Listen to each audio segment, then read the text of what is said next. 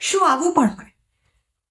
Welcome back to the series, જ્યાં આપણે વાત કરી રહ્યા છે કે માનસિક રોગો શું છે, એના લક્ષણો શું છે, એના માટે શું ટ્રીટમેન્ટ અવેલેબલ છે અને ક્યારે આપણે એક મનોચિકિત્સક પાસે, એક સાયકેટ્રિસ્ટ પાસે જવા વિશે વિચારવું જોઈએ કે જવું જોઈએ. હું છું ડોક્ટર મેનોલી દોશી, હું એક સાયકેટ્રિસ્ટ છું અને આપણે આ સિરીઝમાં વાત કરી રહ્યા છે કોમન માનસિક રોગો વિશે, એના લક્ષણો વિશે અને જાણી રહ્યા છે કે શું હોય છે આ બધું.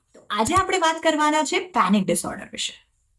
એટલે કે એક એન્ઝાઇટી અટેક, એક ટાઈપનો એન્ઝાઇટી અટેક, જેમાં માણસને લાગે કે મને હાર્ટ અટેક આવી ગયો છે ને હું તો આજે મરી જ જઈશ. ચલો તો જાણીએ આપણે પેનિક અટેક અને પેનિક ડિસઓર્ડર વિશે.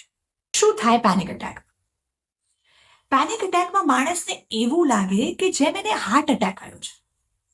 છાતીમાં ભાર લાગવો, શ્વાસ લેવામાં તકલીફ પડવી, ગભરામણ, બેચેની થવી, ધબકારા વધી જવા, પરસેવો છૂટવા લાગવો, હાથ પગ ઠંડા પડી જવા, હાથ પગમાં ઝંઝનાટી અનુભવી, પેટમાં કંઈ ગડબડ થવી, ઉલટી ઉપકા જેવું લાગવું, મગજ ના ચાલવું, મગજને એવું લાગવું કે જેમ હમણાં કશું થઈ જશે, હું હમણાં મરી જઈશ, હું હમણાં ઊંડાણમાં ડૂબી જઈશ અને મને કંઈ થઈ જશે, મને બચાવી લો, મારા પર કોઈ કંટ્રોલ નથી.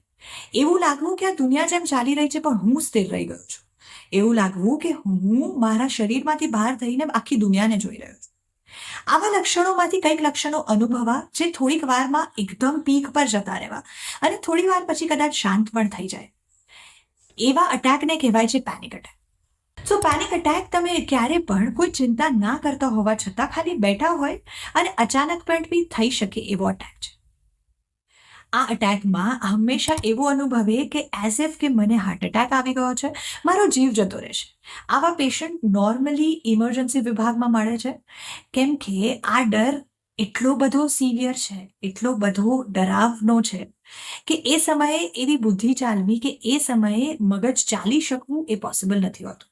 એ સમયે ડીપ બ્રીથ કરવું બી, શાંત થવું એ પોસિબલ નથી.